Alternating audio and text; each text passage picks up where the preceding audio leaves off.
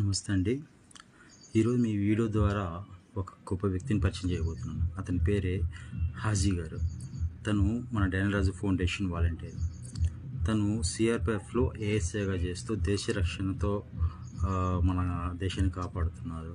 అలాగే తను మన ఆర్గనైజేషన్ పరంగా బ్లడ్ డొనేట్ చేస్తూ కుదిరినప్పుడల్లా ప్రాణాలు కాపాడుతుంటారు. అలాగే ఈ రెండు కాకుండా రీసెంట్గా పుల్వామా దగ్గర ఒక అతను కారులో హార్ట్ అటాక్ రావడంతో హాజీ గారి టీము घाटी में सेना हो या पुलिस, लोगों की सुरक्षा में सदैव जुटे रहते हैं। सुरक्षा बल किसी भी परिस्थिति में आम जनता के लिए हमेशा मददगार साबित होते हैं।